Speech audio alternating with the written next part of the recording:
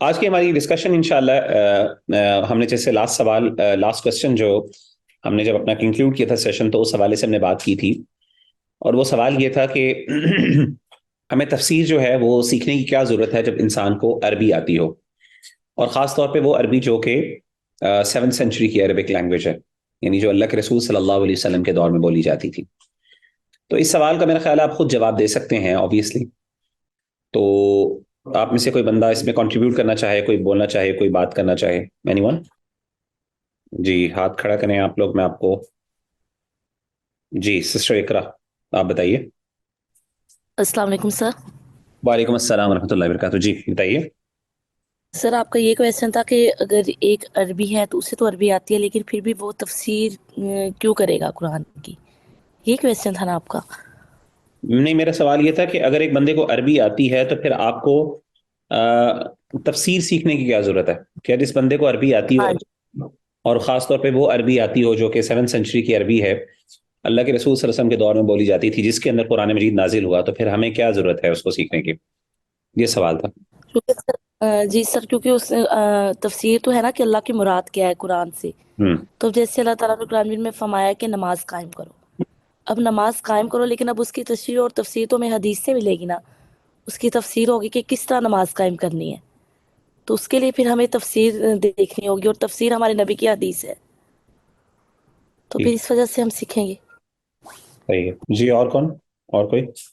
جی roll number 1 کوئی ہے sister? Roll number 1 والی آمنہ جبین، جی آپ بتائیے۔ ٹھیک ہے جی، چلے میں اس کو ایکسپلین کر دیتا ہوں۔ ویسے تو ماشاءاللہ آپ نے جواب ٹھیک دیے، سسٹر اقرا نے جو جواب دیا بالکل ایگزیکٹلی۔ دیکھیں، تفسیر بیسکلی کہتے ہیں اللہ تعالیٰ کی مراد کو۔ مراد میں اور ترجمے میں فرق ہے۔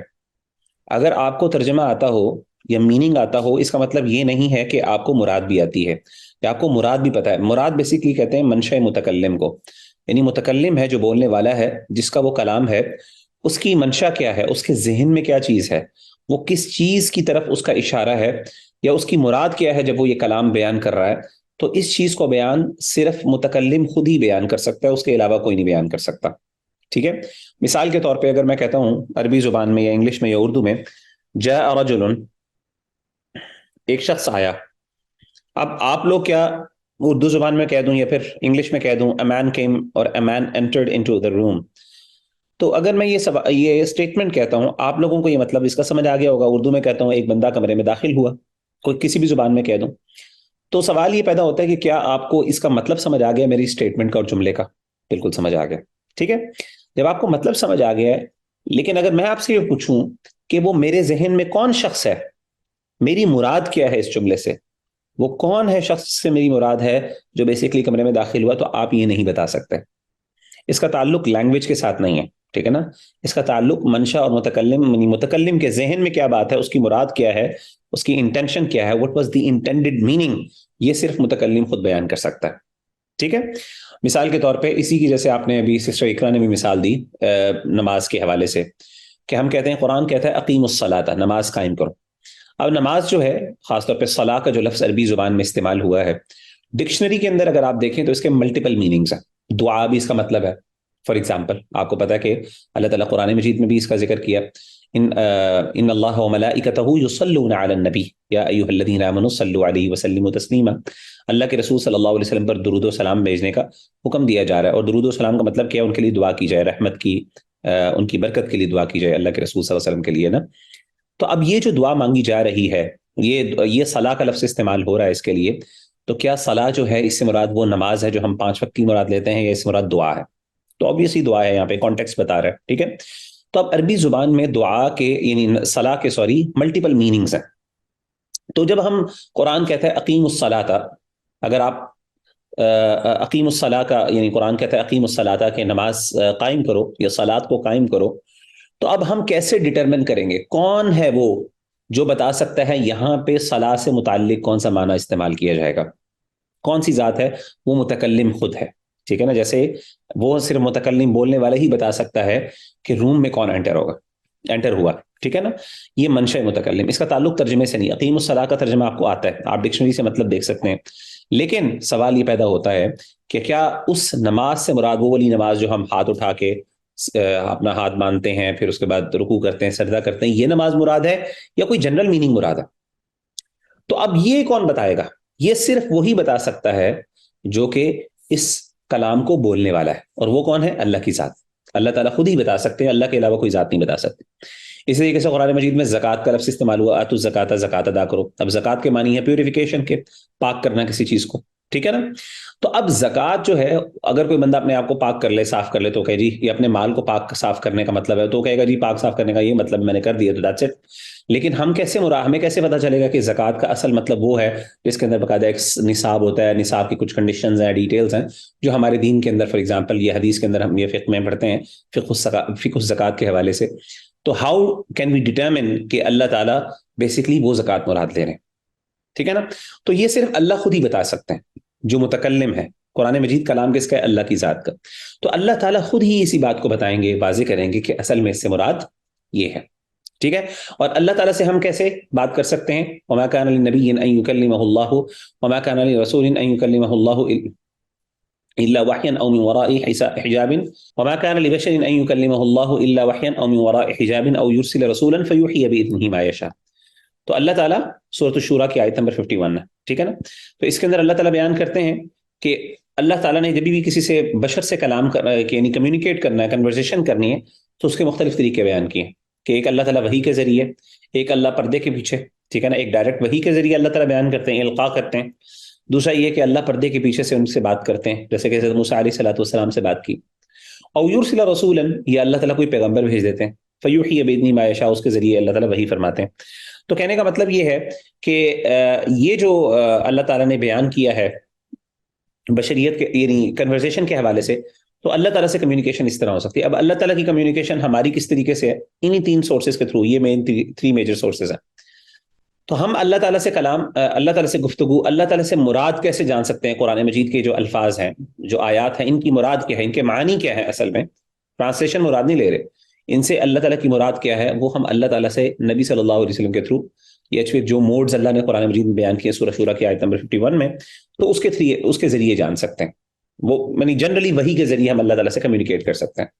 اور نبی صلی اللہ علیہ وسلم کو اللہ تعالیٰ نے یہ چیز کمیونیکیٹ کر دی، ٹھیک ہے نا؟ تو نبی صلی اللہ علیہ وسلم کی سنت ہے، وہ اس چیز کی وضاحت کر دیتی ہے کہ اللہ کے رسول صلی اللہ علیہ وسلم نے خود بیان کر دیا کہ جب اللہ تعالیٰ فرمائیں گے وَأَقِیمُوا الصَّلَاةَ، نماز قائم کرو، تو اس کا مطلب یہی ہے، نماز قائم کرنے کا یہی مطلب ہے، اس طرح اپنی نماز قائم کریں۔ زکوٰۃ، جب اللہ تعالیٰ حکم دیتے ہیں کہ زکوٰۃ ادا کرو، تو اللہ تعالیٰ اس طریقے سے مراد اللہ کی یہ ہے کہ آپ نے اس طرح دینی ہے، سال کے بعد آپ نے کیا کرنا ہے، جو سیونگ ہے اس میں سے 2.5% فار ایگزامپل نکالنا ہے۔ یہ ساری ڈیٹیلز کہاں پہ، یہ کون بتا رہے ہیں؟ یہ اللہ تعالیٰ بتا رہے ہیں نبی صلی اللہ علیہ وسلم کو، اور نبی صلی اللہ علیہ وسلم ہم تک پہنچا رہے ہیں، ٹھیک ہے نا؟ تو یہ زکوٰۃ کا جو پورا نظام ہے، یہ اللہ تعالیٰ نے اس طریقے سے دیا۔ تو قرآن مجید کے اندر اللہ تعالیٰ نے اپنے الفاظ، اپنے کلمات ادا کیے ہیں، لیکن اس کی مراد کئی جگہوں پہ واضح کر دی، لیکن کئی جگہوں پہ واضح نہیں کی۔ اور وہ جو مراد ہے وہ کون بیان کرے گا؟ وہ اللہ تعالیٰ خود بتائیں گے۔ اور اللہ تعالیٰ پھر آگے کس کے ذریعے بتاتے ہیں؟ نبی صلی اللہ علیہ وسلم کے ذریعے، اور نبی صلی اللہ علیہ وسلم پھر آگے ہم تک، یعنی صحابہ، پھر صحابہ سے تابعین، اور یہی ہے تفسیر، یہی ہے تبیین، کہ قرآن مجید کو ہم نے امپلیمنٹیبل بنانا ہے، اس کو امپلیمنٹ کر سکیں، ٹھیک ہے نا؟ تو اس کا مطلب یہ ہوا کہ ہم خالی تفسیر کا جان لینا کافی نہیں ہے، بلکہ اس کے ساتھ ساتھ جو ہے نا وہ ہمیں اس کا یعنی صرف ترجمہ کا جان لینا کافی نہیں، بلکہ ہمیں صرف اس کے ساتھ ساتھ ہمیں تفسیر بھی جو ہے نا سیکھنے کی ضرورت ہے۔ چلیں جی آگے چلتے ہیں۔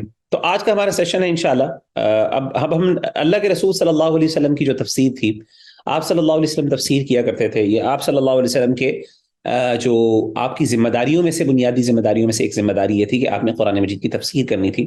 ہم نے اس بارے میں ڈسکس کیا، اور ظاہر ہے نبی صلی اللہ علیہ وسلم قرآن مجید کی جب تفسیر کرتے ہیں تو ہم نے جیسے بیان کیا کہ تفسیر اصل میں اللہ تعالیٰ کی وہ تفسیر ہوتی ہے، اور اللہ تعالیٰ نبی صلی اللہ علیہ وسلم کو بیان کرتے ہیں معنی، اور آپ صلی اللہ علیہ وسلم اس کو آگے لوگوں تک پہنچاتے تھے، ٹھیک ہے؟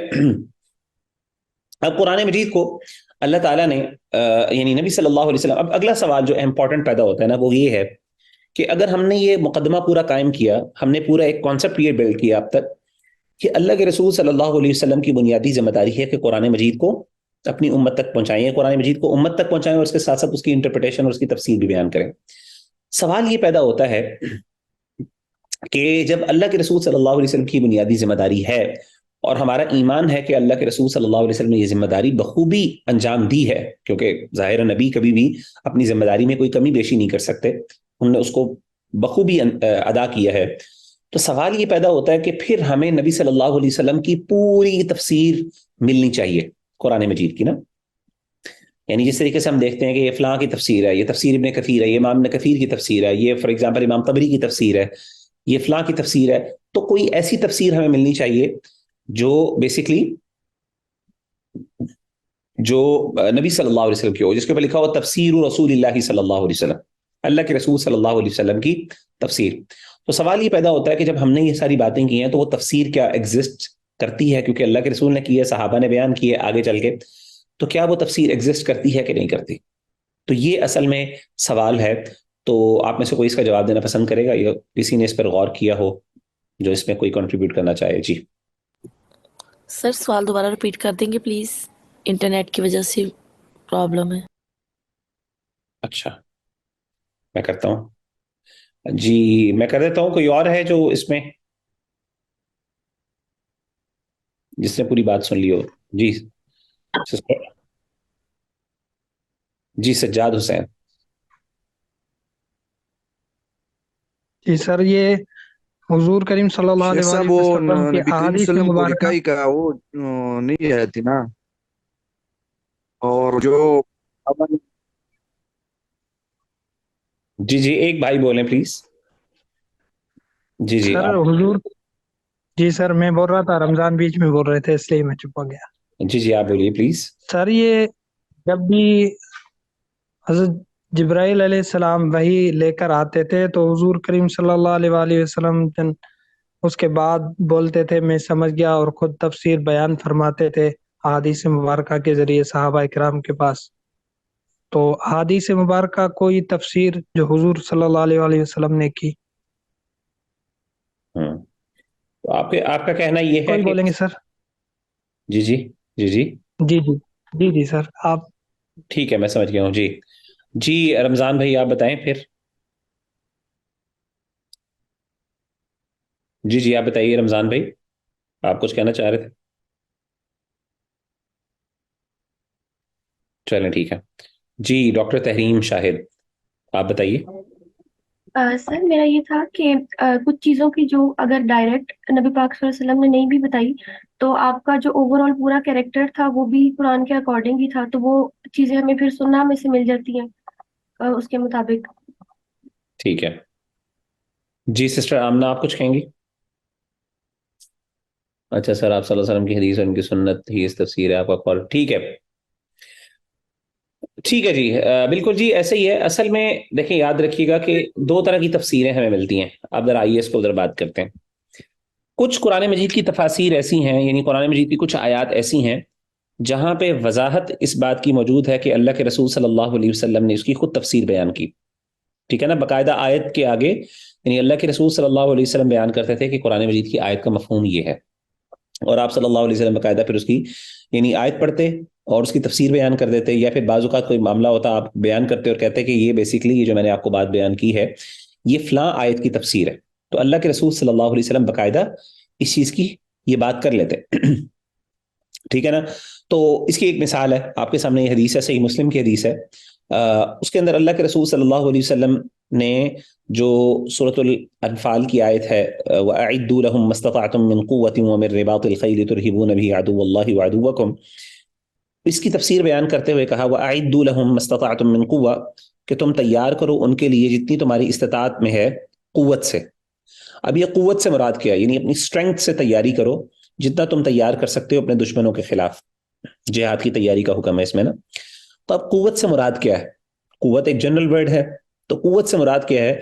اللہ کے رسول صلی اللہ علیہ وسلم نے فرمایا حدیث کے اندر، صحیح مسلم کے اندر آپ نے آیت پڑھی اور آپ نے کہا الا ان القوت هي الرمي او هو الرمي، الا ان القوت هي الرمي، الا ان، آپ نے 3 دفعہ کہا. آپ نے کہا خبردار، یہاں پہ قوت سے مراد رمی ہے. رمی کا مطلب کیا ہے؟ تیر اندازی. ٹھیک ہے نا، تیر اندازی. اور آپ نے 3 دفعہ بیان کیا. یعنی ان ادر ورڈز اللہ تعالیٰ جب قرآن مجید میں یہ کہہ رہے ہیں کہ اے میرے بندو دشمنوں کے خلاف جہاد کی تیاری کرو اور خوب اپنی قوت تیار رکھو، تو یا قوت سے تیاری کرو، تو قوت سے مراد یہاں پہ یہ ہے کہ تم آرچری جو ہے یعنی جو تیر اندازی ہے، یا پھر ایسی چیز جس کے تھرو رمی میں خاص طور پہ جس سے آپ پھینکتے ہیں کوئی چیز، اس سے تیاری کرو. اس کا نبی صلی اللہ علیہ وسلم نے 3 دفعہ بیان کر دیا. ٹھیک ہے نا. تو اب اس سے یہ آپ صلی اللہ علیہ وسلم نے باقاعدہ آیت اور آیت پڑھنے کے بعد آپ صلی اللہ علیہ وسلم نے اس آیت کا ایک مشکل مفہوم کا یعنی ایک مفہوم جو ہے اس کی وضاحت کر دی کہ یہاں پہ اللہ تعالیٰ کی مراد اصل میں یہ ہے. تو کچھ ایسی آپ کو تفاسیر ملتی ہیں, کچھ ایسی آیات ملتی ہیں جس کی اللہ کے رسول نے باقاعدہ اس طرح تفسیر کی ہوئی ہے, جس طریقے سے ہم ایکسپیکٹ کرتے ہیں کہ اللہ کے رسول اس طرح ہمیں بتائیں گے. اور جس طریقے سے ہم جب کسی عالم سے پوچھتے ہیں کہ جی فلاں آیت کا مفہوم کیا, تو بتاتے ہیں کہ اس آیت کا مفہوم یہ ہے. بالکل اس طریقے سے کچھ ایسی تفاسیر اللہ کے رسول صلی اللہ علیہ وسلم نے کی ہیں اور ان کو ریکارڈ بھی کیا گیا ہے. اس لیے آپ دیکھیں کہ جو جوامع ہوتی ہیں, ایسی کتاب حدیث کی جس کو جامع کہتے ہیں, جامع ہوتی ہے جس کے اندر تمام علوم جو ہیں دینی ان سے متعلق احادیث کو اکٹھا کیا جاتا ہے. سنن کی جو کتابیں ہوتے ہیں اس میں صرف احکامات جو ہوتے ہیں یا پھر وہ چیزیں جن کا تعلق انسان کی عملی زندگی کے ساتھ ہے ان چیزوں سے متعلق احادیث اکٹھی جاتی ہیں. لیکن جامع جو کتاب ہوتی ہے اس کے اندر مختلف علوم, یعنی اس میں تمام دینی جو علوم ہیں ان کی چیزیں اس میں ایڈ کی جاتی ہیں. یہ مختلف دین کے شعبہ جات ہیں, چاہے اس کا تعلق عمل سے ہو چاہے عقیدے سے ہو, وہ ساری چیزیں اس کے اندر ایڈ کر دی جاتی ہیں. جیسے مثال کے طور پہ صحیح بخاری اصل میں ایک جامع ہے. اسی طریقے سے ترمذی جو ہے, سنن ترمذی, اس کو سنن بھی کہتے ہیں لیکن یہ اصل میں جامع الترمذی, ٹھیک ہے نا. تو اس کے اندر آپ کو کتاب العلم بھی ملے گا, کتاب الوحی بھی ملے گی.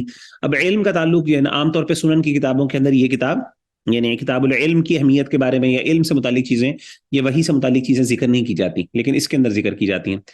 تو آپ دیکھیں گے صحیح بخاری کے اندر پورا کتاب التفسیر موجود ہے. کتاب التفسیر باقاعدہ موجود ہے جس کے اندر اللہ کے رسول صلی اللہ علیہ وسلم کی تفاسیر کو باقاعدہ ریکارڈ بھی کیا گیا. اور آپ کو اس طرح کی احادیث, جیسے صحیح مسلم کی حدیث ہے, اس طرح کی احادیث آپ کو کافی ملیں گے جس میں اللہ کے رسول صلی اللہ علیہ وسلم نے خود کئی آیات کے مفاہیم بیان کیے, ٹھیک ہے نا. تو پہلی بات تو یہ ہے کہ یہ چیز ایگزسٹ کرتی ہے, نمبر 1. نمبر 2 یہ ہے کہ لیکن یہ ایک چیز سمجھنے والی ہے کہ یہ جو فارم ہے تفسیر کی, یہ جو تفسیر کا معنی ہے یہ لمیٹڈ ہے اور کم ہے, ٹھیک ہے نا. یعنی یہ آپ کو کم ملے گی. ظاہر آپ کو ایک کتاب کے اندر, جیسے میں نے آپ کو بتایا صحیح بخاری کے اندر ایک چیپٹر مل گیا, ایک باب مل گیا جس کے اندر اللہ کے رسول نے اس چیز کا ذکر کیا. لیکن آپ کو پورا قرآن جس طریقے سے اللہ کے رسول نے ایک ایک آیت کا مفہوم بیان کیا ہو, اس طریقے سے آپ کو ریکارڈڈ شکل میں نہیں ملتا. بلکہ دوسری صورت یہ ہے, وہ یہ ہے کہ اللہ کے رسول صلی اللہ علیہ وسلم کی زندگی اٹ سیلف جو ہے قرآن مجید کی عملی تشریح تھی. اور صحابہ کیا کرتے تھے, اللہ کے رسول صلی اللہ علیہ وسلم کی زندگی سے قرآن مجید کی تفسیر لیتے تھے, ٹھیک ہے نا. اور یہ اس کی بہت سی دلیلیں ہیں. مثال کے طور پہ آپ کو بتایا کہ حضرت عائشہ رضی اللہ تعالیٰ عنہا نے اللہ کے رسول صلی اللہ علیہ وسلم کے حوالے سے یہ کہا تھا, آپ سے پوچھا گیا اللہ کے رسول کے حوالے سے, تو آپ نے کہا کان خلقہ القرآن, کہ آپ کے جو اخلاق ہیں, آپ کی پوری زندگی اصل میں قرآن مجید کا عملی نمونہ ہے, ٹھیک ہے نا. تو قرآن مجید جو ہے وہ 2 طرح کے قرآن ہے. ایک قرآن ہے جو جیسے کہ مولانا ابوالکلام آزاد رحمہ اللہ کی طرف یہ بات منسوب ہے, غالباً انہوں نے یہ بات کہی تھی کہ انہوں نے کہا تھا کہ مدینہ میں 2 قرآن ہوا کرتے تھے. ایک ما بین الدفتین, یعنی جو 2 کورز کے درمیان, جو 2 گتوں کے درمیان, یعنی ایک وہ قرآن ہوتا تھا جو لکھا ہوا ہوتا تھا, اور ایک وہ قرآن ہوتا تھا جو مدینہ کی گلیوں میں چلتا پھرتا تھا. اور وہ کون سا قرآن تھا؟ وہ نبی صلی اللہ علیہ وسلم تھے.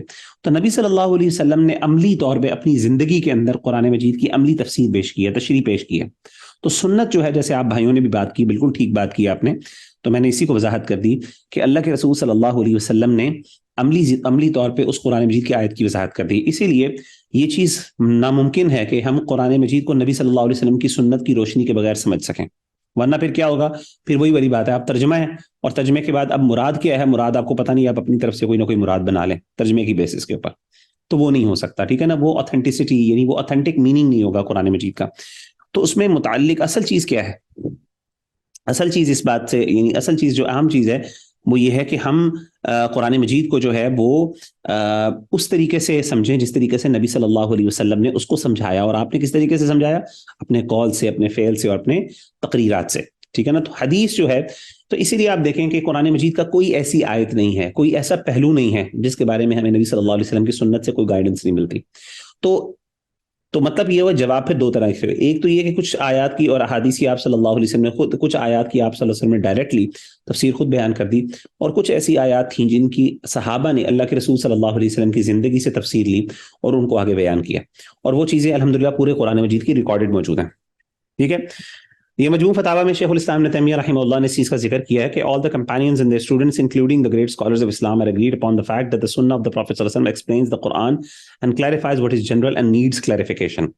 تو یہ علماء کہتے ہیں انزل القرآن مجملا حتى بینہ الرسول, قرآن مجید مجمل طور پہ نازل ہوا, یعنی قرآن مجید کے اندر جو قرآن مجید اللہ تعالیٰ نے نازل کیا ہے وہ اجمالاً نازل ہوا, یعنی اس کے اندر بہت سا روم تھا ابھی کلیریفیکیشن کا, ٹھیک ہے نا, ایکسپلینیشن کا, یہاں تک کہ نبی صلی اللہ علیہ وسلم نے قرآن مجید کو واضح کر دیا.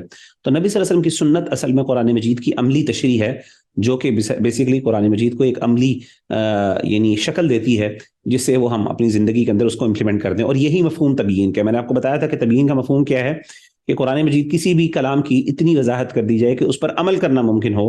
تو نبی صلی اللہ علیہ وسلم کی سنت بیسیکلی قرآن مجید کی عملی تشریح بیان کرتی ہے. اب اس سے اوپر جو ہے, اس سے اوپر عملی تشریح سے اوپر وضاحت جو ہے وہ اب اتنی ڈیٹیل ہو سکتی ہے کہ وہ انسان کے یعنی جتنا انسان کا علم ہے, جتنا انسان کو شوق ہے, ذوق ہے, تو وہ اس کے اندر اپنی طرف سے اس کو سمجھ سکتا ہے, پڑھ سکتا ہے.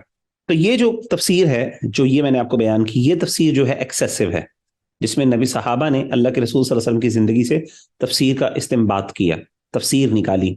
ایک ہے اللہ کے رسول نے خود کی, اور ایک صحابہ خود نکالا کرتے تھے, ٹھیک ہے نا. اب ہوتا یہ تھا کہ اچھا اس کے اندر بھی کچھ تفصیل ہے. بعض اوقات صحابہ کیا کرتے تھے, بعض اوقات صحابہ خود اللہ کے رسول صلی اللہ علیہ وسلم کے پاس تشریف لاتے. صحابہ کا عمل کیا ہوتا تھا, صحابہ دو کام کیا کرتے تھے. صحابہ ایک کام یہ کیا کرتے تھے کہ کچھ چیزیں جو ان کو اللہ کے رسول صلی اللہ علیہ وسلم سے ڈائریکٹلی مل جاتی, وہ تو آپ سمجھ لیتے, یا آپس میں ڈسکشن کر کے اس کو کیا کرتے, اس کو سالو کر لیتے. لیکن کچھ ایسی تفسیریں ہوتی تھیں, کچھ ایسی آیات ہوتی تھی جس میں ان کو اشکال ہو جاتا تھا. تو ایسے موقع پر پھر صحابہ کیا کرتے تھے, وہ اللہ کے رسول صلی اللہ علیہ وسلم سے ڈائریکٹلی کنسلٹ بھی کر لیا کرتے تھے. یعنی اللہ کے رسول صلی اللہ علیہ وسلم نے ان کو اجازت دی تھی کہ وہ اللہ کے رسول صلی اللہ علیہ وسلم کی زندگی سے تفسیر کو نکالیں. جیسے مثال کے طور پہ آپ نے سنت کے ذریعے روزہ جو ہے, قرآن مجید میں روزے کے احکامات ذکر نہیں ہوئے ڈیٹیل میں, لیکن روزے کا حکم جو ہے وہ لکھا گیا, یا ایھا الذین آمنوا کتب علیکم الصیام کما کتب علی الذین من قبلکم لعلکم تتقون. اب اللہ کے رسول صلی اللہ علیہ وسلم نے اپنی عملی زندگی میں جس طرح روزے رکھے, صحابہ ظاہر ہے اس کو ڈسکس کیا کرتے تھے آپس میں, اس کے احکامات جو ہے ان کو آپ صلی اللہ علیہ وسلم کی سنت سے ان احکامات کو مستنبط یا ان کا استنباط کیا کرتے تھے.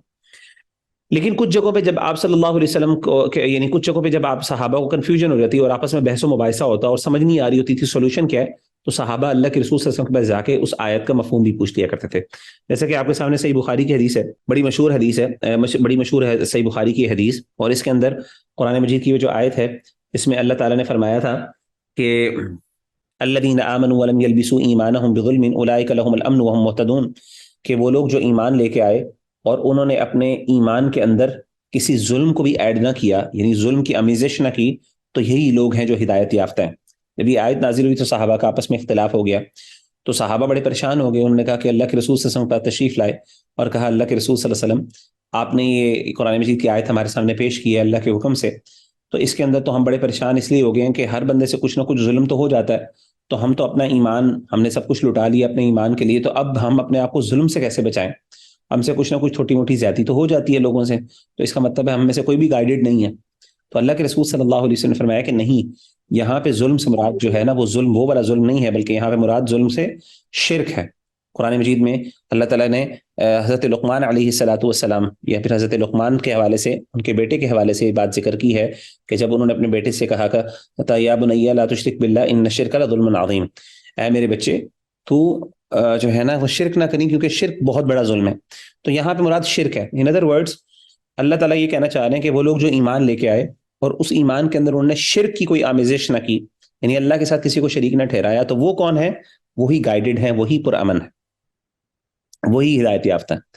تو اب یہ صحیح بخاری کے حدیث کے اندر اللہ کے رسول صلی اللہ علیہ وسلم اس طرح صحابہ کی جو کنفیوژنز ہوتی تھیں آیات کے حوالے سے, قرآن مجید کے حوالے سے, وحی کے حوالے سے, اس کو بھی دور کر فرما دیا کرتے تھے. اور کچھ جگہوں پہ آپ کو ضرورت ہی نہیں ہوتی تھی, جیسے مثال کے طور پہ روزے کے احکامات ہیں, اب اللہ کے رسول صلی اللہ علیہ وسلم کے پاس بار بار آ کے پوچھنے کی ضرورت نہیں تھی, آپ کے پاس گائیڈنس موجود تھی اللہ کے رسول کی عملی زندگی میں. نماز کے حوالے سے گائیڈنس موجود تھی, اللہ کے رسول نے خود فرما دیا تھا مجھے دیکھو جس طرح میں پڑھتا ہوں اس طرح کرنا شروع کر دو. وہاں پہ کوئی کنفیوژن ہوتی تو جا کے پوچھ لیتے اللہ کے رسول صلی اللہ علیہ وسلم سے. تو اس سے پتہ چلا کہ عملی تفسیر اللہ کے رسول صلی اللہ علیہ وسلم کے حوالے سے, اللہ کے رسول صلی اللہ علیہ وسلم کی زندگی کے حوالے سے جو عملی جو تفسیر ہے وہ صحابہ نے ریکارڈ بھی کی, وہ احادیث کی صورت میں موجود ہے, وہ مسنون سنت کی صورت میں بھی موجود ہے. اسی لیے آپ دیکھتے ہیں کہ جب عبداللہ بن عباس اور یہ صحابہ جو بڑے بڑے صحابہ ہیں جب قرآن مجید کی تفسیر کرتے ہیں تو کیا کرتے ہیں, یہ اللہ کے رسول کی احادیث پیش کرتے ہیں, آگے سے اللہ کے رسول کا عمل پیش کرتے ہیں, اس کا مفہوم بیان کرتے ہیں. تو مفہوم کس طریقے سے بیان کرتے ہیں, وہ نبی صلی اللہ علیہ وسلم کی سنت سے استنباط کرتے ہیں, اس سے وہاں سے وہ اخذ کرتے ہیں. ٹھیک ہے, تو یہ دو بنیادی ہیں. تو اگر میں آپ سے پوچھوں کہ کیا اللہ کے رسول صلی اللہ علیہ وسلم نے ہر آیت کی تفسیر کی, اگر کوئی بندہ پوچھے تو آپ کہیں گے ہر آیت کی تفسیر اللہ کے رسول نے, اللہ کے رسول کی تفسیر ایک ہے ڈائریکٹ اور ایک انڈائریکٹ ہے. ڈائریکٹ تفسیر وہ ہے، وہ بھی موجود ہے لیکن وہ کم ہے. لیکن ان ڈائریکٹ تفسیر جو صحابہ نے آپ صلی اللہ علیہ وسلم کی زندگی سے کی یا آپ صلی اللہ علیہ وسلم نے عمل کر کے دکھایا، وہ بھی تفسیر موجود ہے عملی قرآن مجید کی، اور وہی شرح ہے قرآن مجید کی. تو اس سے پتہ چلا کہ قرآن مجید کو بغیر سنت کے سمجھنا ناممکن بھی ہے اور وہ ایک قسم کی زیادتی بھی ہے. تو ہم کیا کنکلوڈ کرتے ہیں؟ ہماری کنکلوژن کیا ہے؟ ہماری کنکلوژن یہ ہے کہ from numerous reports we can conclude the following: there are some areas of the Quran which the Prophet of Allah himself explained in clarity. کچھ ایسے ایریاز ہیں قرآن مجید کے جن کو اللہ کے رسول صلی اللہ علیہ وسلم نے خود وضاحت کے ساتھ سمجھا دیا، جیسا کہ میں نے آپ کو خود بیان کر دیا، ٹھیک ہے نا، کہ الا ان القوۃ ہی الرمی. آپ نے یہ حدیث میں بیان کیا، صحیح مسلم کی حدیث میں نے آپ کے سامنے ذکر کیا، آپ نے کہا رمی کے حوالے سے ذکر کیا، یعنی تیر اندازی کے حوالے سے ذکر کیا. there are other areas which are generally explained in form of sunnah. کچھ قرآن مجید کے ایسے ایریاز ہیں جو کہ سنت کے طریقے سے جنرلی سنت کے ذریعے ہمیں اس کی وضاحت مل جاتی ہے، ایکسپلینیشن مل جاتی ہے. تیسرا یہ کہ the prophet taught the foundations of deen to the companions, therefore in case of Sahaba did differ in their understanding, it was primarily in the detail matters but not in the principle. تو اللہ کے رسول صلی اللہ علیہ وسلم نے دین کے کچھ اصول بنیادی صحابہ کو سکھا دیے تھے، اور صحابہ کیا کرتے تھے؟ ان اصولوں کی روشنی میں نبی صلی اللہ علیہ وسلم کی زندگی کو سامنے رکھتے ہوئے ان اصولوں کی روشنی میں کیا کرتے کہ قرآن مجید کی تفسیر سمجھ لیا کرتے تھے. اور اگر وہاں پہ کوئی مس انڈرسٹینڈنگ ہو جاتی، کوئی کنفیوژن ہو جاتی، تو اللہ کے رسول صلی اللہ علیہ وسلم کے پاس چلے جاتے اور وہاں پہ جا کے ان سے پوچھ لیتے. اور چوتھی کیا ہے؟ the Sahaba did their own ijtihad as well and were permitted to do so because they did not differ in principle. The difference of opinion does not appear in major matters. تو چوتھی بات یہ ہے کہ صحابہ جو ہے وہ خود بھی اجتہاد کیا کرتے تھے. ظاہر ہے اللہ کے رسول صلی اللہ علیہ وسلم کے پاس بار بار آ کے نہیں پوچھتے تھے کہ اچھا اس آیت کا مفہوم بتا دیں، اس آیت کا مفہوم بتا دیں، بلکہ اللہ کے رسول صلی اللہ علیہ وسلم سے جنرلی ان کی سنت سے سیکھتے تھے اور اپنا اجتہاد بھی کرتے تھے، اور آپس میں اختلاف بھی ہوتا تھا. آگے اس کی مثال آئے گی. صحابہ آپس میں اللہ کے رسول صلی اللہ علیہ وسلم بلکہ حکم دیتے تھے کچھ چیزوں کے بارے میں، تو صحابہ اپنا بھی اجتہاد کرتے تھے. اللہ کے رسول صلی اللہ علیہ وسلم کی موجودگی کے اندر، آپ صلی اللہ علیہ وسلم کی زندگی کے اندر اجتہاد کیا کرتے تھے، اور اللہ کے رسول نے کبھی ان کو منع نہیں کیا تھا. اجتہاد کا مطلب تھا کہ جنرل انڈرسٹینڈنگ جو دین کے احکامات ہیں، قرآن مجید کی آیات ہیں، نبی صلی اللہ علیہ وسلم کی سنت ہے، ان کو سامنے رکھتے ہوئے خود انڈرسٹینڈنگ اپنے ساتھ ڈیولپ کر کے اس کے اندر سے چیزیں جو ہے وہ اخذ کر لیا کرتے تھے. تو یہ بھی کرتے تھے صحابہ، اور اس کی وجہ سے ان میں اختلاف بھی ہو جاتا. پھر اس اختلاف کو ریزالو کرنے کے لیے اللہ کے رسول صلی اللہ علیہ وسلم کے پاس بھی چلے جاتے، اور کچھ چیزوں کے اندر آپ کا اختلاف ریزالو بھی ہو جاتا. بلکہ میجورٹی چیزوں میں صحابہ کا جو آپس میں اختلاف ہوتا تھا وہ بڑی مائنر ایشوز میں ہوتا تھا، بڑے بڑے ایشوز میں نہیں ہوتا تھا. فاؤنڈیشن ساروں کی برابر تھی، الحمدللہ اس میں کوئی اختلاف نہیں تھا. ہاں کچھ ڈیٹیل میٹرز میں، کچھ ڈیٹیلز کے اندر آپس میں اختلاف ہو جاتا تھا، اور ایسا اختلاف ہونا وہ ضروری بھی ہوتا ہے کیونکہ اس سے دین کے اندر وسعت آ جاتی ہے، obviously فلیکسیبلٹی آتی ہے. جتنی آپ چیزوں کو بہت زیادہ ریسٹرکٹ کر دیتے ہیں، کنفائنڈ کر لیتے ہیں، اس کو محدود کر دیتے ہیں ایک دو چیزوں کے اندر یا ایک دو معانی کے اندر یا ایک دو مفاہیم کے اندر، اتنی وہ چیز کرنا، اس پر عمل کرنا مشکل ہو جاتا ہے. لیکن جتنی اس کے اندر ڈائیورسٹی ہوتی ہے، جتنا اس کے اندر یعنی مختلف یہ کہتے ہیں نا تنوع ہوتا ہے، ٹھیک ہے نا، تنوع ہوتا ہے، جتنا ڈائیورسٹی ہوتی ہے اتنا اس پر عمل کرنا آسان بھی ہوتا ہے، وہ فلیکسیبل بھی ہوتا ہے، اور وہ چیز جو ہے وہ زیادہ دیر تک لاسٹ کرتی ہے. یہ بڑی ایک یعنی ایک نیچرل سی بات ہے. تو کہنے کا مطلب ہے یہ چار کنکلوژن ہم صحابہ کی جو ہے وہ زندگی سے ہم نکال سکتے ہیں. تو آگے اب یہ اگلا سوال پیدا ہوتا ہے کہ does this give every individual the right to interpret the Quran on his own؟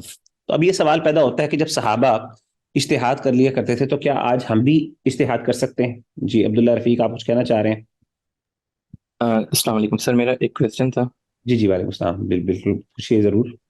صحیح سر، مجھے ابھی تک جو سمجھ آئی ہے وہ یہی کہ لائک اگر آپ کو عربک آتی ہے یا آپ صرف قرآن کی ٹرانسلیشن پڑھتے ہیں تو وہ ناکافی ہے، بلکہ آپ کو تفسیر کا بھی آنا ضروری ہے قرآن کو صحیح سیکھنے کے لیے. لیکن آئی تھنک مجھے ایسا لگ رہا ہے جیسے یہ بہت زیادہ اس کو مشکل نہیں بنا دیتا قرآن کو سمجھنے کے لیے. جس طرح قرآن کی تو آیت ہے کہ وَلَقَدْ يَسَّرْنَا الْقُرْآنَ لِلذِّكْرِ فَهَلْ مِن مُدَّكِرٍ، اور جس طرح آپ ایگزامپلس بھی دے رہے تھے کہ صحابہ کرام کو کس طرح سے کتنے سال لگے وہ ایک صورت کو صحیح سے سمجھنے کے لیے. تو اسی طرح لائک کچھ احناف کے اندر بھی لوگ کہتے ہیں کہ جو عامی ہے وہ قرآن کو نہیں سیکھ سکتا کیونکہ اس کو سیکھنے کے لیے بہت سے علوم چاہیے ہوتے ہیں. تو آپ کو نہیں لگتا کہ یہ اس بات کو تقویت پہنچاتا ہے؟ جزاک اللہ خیر، بہت اچھا سوال ہے جی عبداللہ بھائی. اصل میں نا میں جو کہہ رہا ہوں اس کی بات کا مفہوم یہ ہے کہ اصل میں قرآن مجید کی آیات جو ہیں محض دیکھیں، قرآن مجید کی جو انڈرسٹینڈنگ ہے نا اس کے مختلف درجات ہیں. ایک ہے درجات جس کا تعلق صرف تذکیر کے ساتھ ہے، بیسک گائیڈنس کے ساتھ ہے. obviously وہ تو آپ قرآن مجید کو پڑھ کے سمجھ سکتے ہیں، بالکل بیسک، اس سے آپ کو بنیادی گائیڈنس بالکل مل جائے گی. اس کے لیے بے شک ہو سکتا ہے آپ کو تفسیر کھولنے کی بھی ضرورت نہیں ہے. لیکن پھر ایک نیکسٹ درجہ ہے جس کے اندر آپ کو قرآن مجید کے کئی ایسے مقامات ہیں، جیسے مثال کے طور پہ احکام ہے نا، جیسے آپ قرآن مجید سورہ بقرہ کی اگر آپ تلاوت کریں تو اس میں اللہ تعالیٰ نے احکامات بیان کیے ہیں. تو اب سوال ہی پیدا ہوتا ہے کہ اگر آپ کو بیسک انڈرسٹینڈنگ بھی نہیں ہے دین کی، یا آپ کو اس کی کوئی پرائمری نالج ہی نہیں ہے، تو آبویسلی آپ اس کو اس طریقے سے سمجھ ہی نہیں پائیں گے نا. لیکن اس کا مطلب یہ ہے کہ آپ کو مس گائیڈنس ملے گی، آپ کو گائیڈنس نہیں ملے گی، نہیں گائیڈنس ملے گی.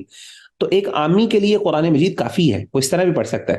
لیکن ہم بات کر رہے ہیں قرآن مجید کی ہر آیت کا مفہوم سمجھنے کے لیے ایک براڈر پرسپیکٹو میں، ایک جنرل پرسپیکٹو میں بات کر رہے ہیں. کوئی بھی بندہ اگر وہ قرآن مجید سمجھنا چاہتا ہے تو اس کے لیے وہ محتاج ہے نبی صلی اللہ علیہ وسلم کی سنت کو پڑھنے کا. نبی صلی اللہ علیہ وسلم کی سنت کے بغیر قرآن مجید کے بہت سے ایسے ایریاز ہیں جن کو ہم سمجھ نہیں پائیں گے. جیسے مثال کے طور پہ آگے بھی جیسے میں نے کہا نا، الذین آمنوا ولم یلبسوا ایمانہم بظلم اولئک، اس آیت کو دیکھ لیں کہ صحابہ کو یہ بات سمجھ نہیں آئی، ٹھیک ہے نا، تو اسی لیے صحابہ نے جا کے اللہ کے رسول صلی اللہ علیہ وسلم سے پوچھ لی. اس طریقے سے اور بھی بہت سی آگے آیات کا بھی ذکر آئے گا. تو کہنے کا مطلب یہ ہے کہ بہت سے ایسے مقامات ہیں جو کہ بیسکلی قرآن مجید کے ایک مختلف لیول کی آڈینس ڈیمانڈ کر رہا ہوتا ہے قرآن نا.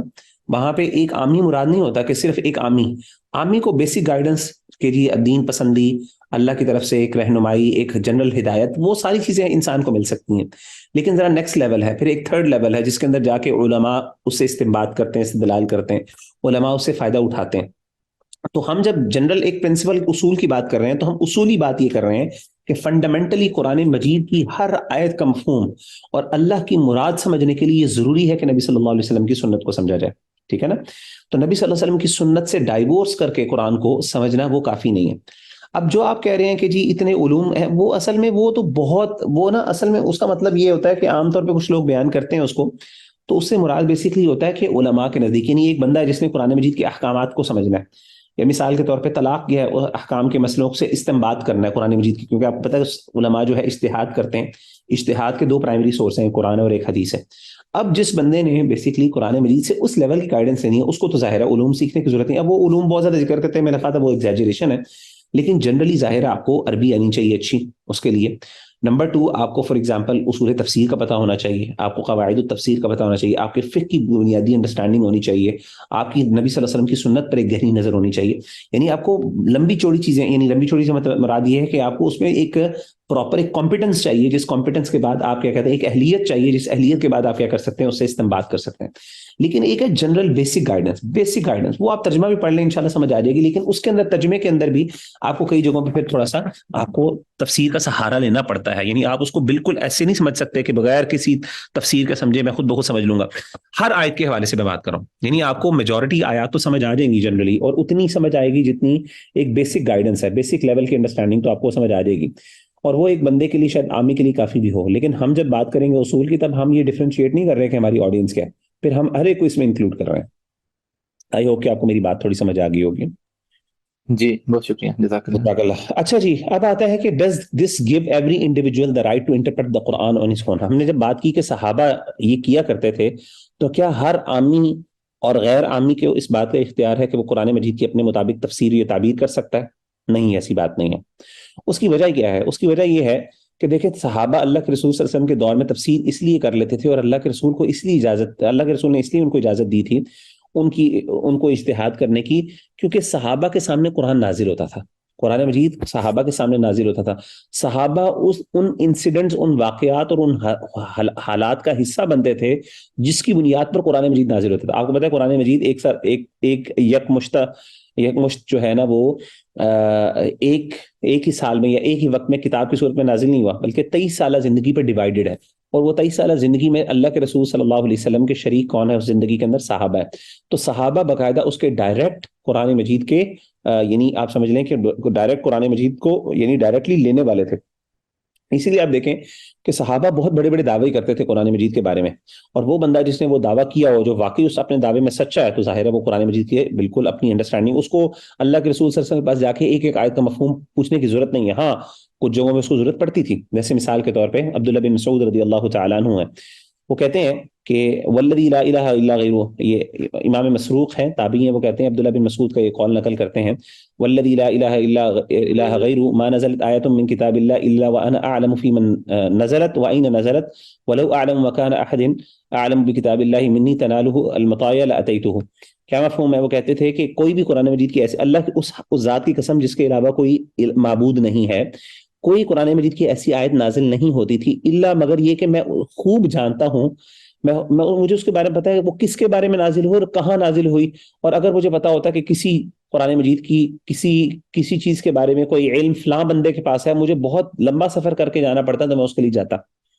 اب ایک صحابی ہیں جو کہتے ہیں کہ مجھے قرآن مجید کی ایک ایک آیت کے بارے میں پتا ہے کہ کہاں پہ نازل ہوئی، کس کے بارے میں نازل ہوئی، کیا وہ حالات تھے، کیا کانٹیکس تھا، اور اگر مجھے کسی چیز کے بارے میں نہ پتا ہوتا، مجھے پتا ہوتا فلاں صحابی کو پتا، تو میں اس تو ہم یہ بات کر رہے تھے کہ کیا صحابہ کے علاوہ کسی کے پاس اس بات کا اختیار ہے کہ وہ اپنی مرضی سے، اپنی مرضی سے نہیں، یعنی وہ بھی اجتہاد کر سکے۔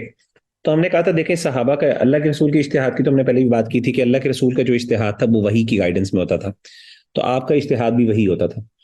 صحابہ کا جو اجتہاد تھا ان کے اجتہاد میں اور ہمارے اجتہاد میں ایک بنیادی فرق یہ تھا کہ صحابہ جو تھے ان کے سامنے قرآن نازل ہوتا تھا، قرآن مجید کے وہ آپ سمجھ لیں اس کے نزول کا حصہ ہوتے تھے، وہ واقعات کے اندر شامل ہوتے تھے، وہ انسیڈنٹس آپ کے سامنے ہوتے تھے، آپ ان کے واقعات ہوتے تھے، جیسے کہ آپ کے سامنے کئی پیش آتے ہیں واقعات، جیسے کہ قد سمع اللہ قول التی تجادلک فی زوجہا وتشتکی الی اللہ، کہ ایک صحابیہ جو تھیں وہ اللہ کے رسول صلی اللہ علیہ وسلم سے آ کے اپنے شوہر کے بارے میں زہار کے مسئلے میں بحث کرنا شروع ہو گئی۔ اب ظاہر ہے کہ وہ آیات نازل ہوئی ہیں، اللہ کے رسول صلی اللہ علیہ وسلم نے ان کو بلایا اور کہا کہ دیکھیں اللہ تعالیٰ نے یہ نازل کی ہیں آیات آپ کے مسئلے کے بارے میں۔ اب ظاہر ہے وہ خاتون جو ہے وہ اس آیت کے مفہوم کو ہم سے بہت بہتر سمجھ سکتی ہیں، ٹھیک ہے نا، ان کے سامنے یہ واقعہ پیش آیا۔ اسی طریقے سے جو صحابہ تھے وہ آڈینس تھے اللہ کے رسول کے، آپ صلی اللہ علیہ وسلم کے سامنے یہ ساری چیزیں ہوتی، ان کے سامنے باتیں ہوتی تھیں، تو جب ان کو یہ چیزیں پتہ تھی تو اب وہ جس لیول پہ ان کی انڈرسٹینڈنگ تھی قرآن مجید کی، یعنی اللہ کی مراد کیا ہے، اللہ تعالیٰ کیا کہنا چاہ رہے ہیں، ان کے سامنے پورا کانٹیکسٹ اور تاریخ ان کے سامنے ہے جو ہمارے سامنے نہیں ہے، تو ظاہر ہے وہ اس کے بارے میں زیادہ اچھی اوپینین دے سکتے ہیں ایز کمپیئر ٹو اس۔ اسی لیے اللہ کے رسول صلی اللہ علیہ وسلم ان کو روکا نہیں کرتے تھے اور آپ کو خود بھی نہیں کہتے تھے، بلکہ وہ آپ صلی اللہ علیہ وسلم کی خود ہی اس طرح کے واقعات کو ان کے سامنے پیش آتے تھے اور ان سے وہ اس آیت کا مفہوم بیان کر دیتے تھے۔ جیسا کہ میں نے عبداللہ بن مسعود کے حوالے سے بیان کیا کہ انہوں نے کہا کہ قرآن مجید کی کوئی ایسی آیت نہیں ہے جس کے بارے میں مجھے یہ نہیں پتا کہ وہ کہاں پہ نازل ہوئی اور کس کے بارے میں نازل ہوئی، اور اگر مجھے پتا ہوتا کہ قرآن مجید کی کسی آیت کا کوئی علم ہے جو مجھے نہیں پتا فلاں بندے کے پاس ہے، تو مجھے اس کے لیے اگر لمبا سفر کر کے جانا پڑتا میں بھی چلا جاتا۔ اسی طریقے سے سیدنا علی رضی اللہ تعالیٰ عنہ کے حوالے سے بھی یہ مشہور ہے بات، سیدنا علی جو ہے، ابو طفیل کہتے ہیں کہ شہدت علی یخطب، یہ تابعی ہیں، وہ کہتے ہیں میں نے حضرت علی رضی اللہ تعالیٰ عنہ کو خطبہ دیتے ہوئے دیکھا، وہو یقول، وہ کہہ رہے تھے سلونی، مجھ سے سوال کرو، فواللہ، اللہ کی قسم، لا تسألونی عن شيء الا اخبرتکم، کہ تم کسی چیز کے بارے میں مجھ سے سوال نہیں کرو گے مگر یہ کہ میں تمہیں اس کے بارے میں جواب دوں گا۔ اور آپ نے کہا وَسَلُونِي عن کتاب اللہ، اللہ کی کتاب کے بارے میں سوال کرو، فواللہ ما من آیت الا وانا اعلم ابی لیل نزلت او ام بنہار ام فی سہل ام فی جبل، کہ کوئی اللہ کی قسم کوئی ایسی آیت نہیں ہے کہ مجھے اس کے بارے میں پتا ہے کہ کیا وہ رات کو نازل ہوئی ہے، صبح کے ٹائم نازل ہوئی ہے، کوئی یعنی پہاڑ کے اوپر نازل ہوئی ہے، عام جو ہے وہ زمین عام جگہ پہ نازل ہوئی۔ تو کہنے کا مطلب ہے کہ صحابہ اس طرح کا دعویٰ کر رہے ہیں، یعنی یہ صحابہ وہ ہیں جنہوں نے قرآن مجید کو ایکچولی اس کے نزول کو دیکھا ہے، تو ظاہر ہے جب یہ اجتہاد کریں گے تو ان کا اجتہاد اللہ کے رسول کے ہاں قابل قبول ہے، ہمارا اجتہاد قابل قبول نہیں ہے، بلکہ ہمارے اوپر ضروری ہے کہ ہم ان کے اوپر اعتماد کریں بجائے یہ کہ ہم اپنا اجتہاد اس بارے میں کریں۔ تو یہ آج کا ہماری ڈسکشن تھی۔ چلیں جی انشاءاللہ ہم اپنے سیشن کو کنکلوڈ کرتے ہیں۔ السلام علیکم ورحمۃ اللہ وبرکاتہ۔